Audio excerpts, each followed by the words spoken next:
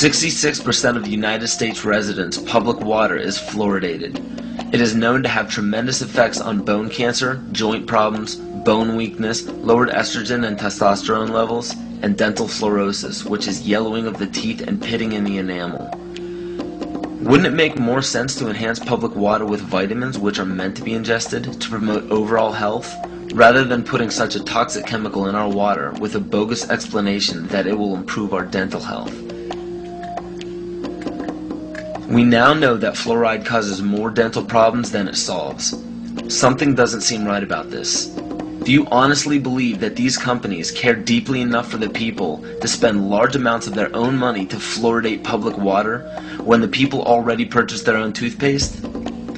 But there's a difference between toothpaste and drinking water. We don't ingest toothpaste. If you go to any hardware store and look at any rat poison product, you will only find one ingredient: sodium fluoride.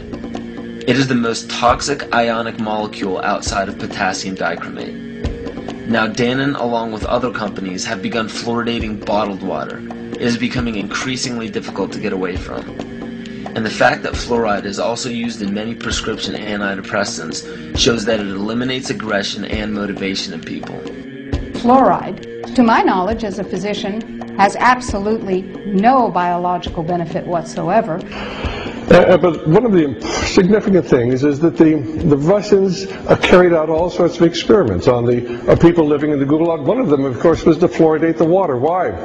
You fluoridate the water, why people are not as aggressive as they ordinarily would be. In fact, what is the active ingredient in Prozac that is so widely distributed in America today? Well, it's a fluoride compound. And now, we are finding that public water nationwide is showing up with arsenic, lead, cadmium, and thermonium, which is a radioactive form of lead. Cancer, lowered sex drive, birth defects, sedation, and brain defects. Does this not sound like a wonder drug for anyone aiming to control a population? It's quite astonishing, Paul, the degree to which environmentalists have not been educated about fluoride. You know, people have an unconscious trust in their doctor or their dentist, and if you can persuade doctors and dentists that fluoride is safe and good, then you're able to reach the rest of the nation. People believe their doctors and dentists, and that was a way of promoting fluoride for Bernays. Fluoride was killing their cattle, destroying their crops. Fluoride given to rats had produced bone cancer and liver cancer, and that those results had been doctored to make it look as though fluoride hadn't caused as much cancer. The pattern that we saw, it typically is what we see with other neurotoxic agents that are well known to cause a hypoactivity or a memory problem or an IQ problem. When I first presented the results of these studies, one of the individuals sitting and listening to the results, he says, "Do you have any idea what you're saying?" And he says, "You're telling us that we're reducing the IQ of children." And basically I said, yes.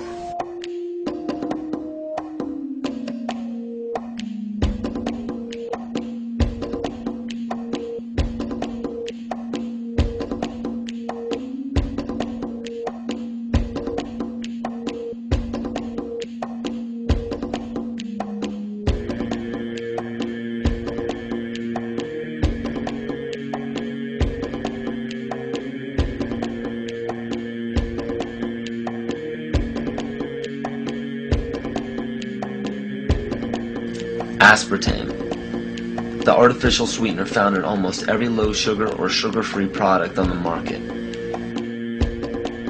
First of all, aspartame is made up of three things: methanol, which of course is what produces blindness, aspartic acid, and phenylalanine. These are all poisons. Aspartic acid, of course, produces brain lesions.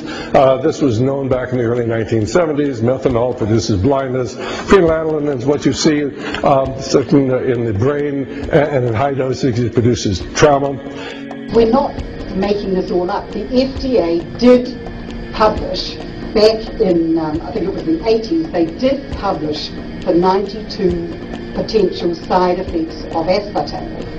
And they do, these side effects are are extremely serious. Things like dizziness, problems with balance, abdominal pain and cramps, changes in vision, seizures and convulsions, etc., etc. So the nervous system seems to be one of the areas that's most affected. So we see people have difficulty thinking. They feel like they're walking around in a cloud or a fog. Yet despite all of these harmful effects, Donald Rumsfeld pushed it out into the stores in over 5,000 products when he was CEO of Searly, the company that manufactured aspartame.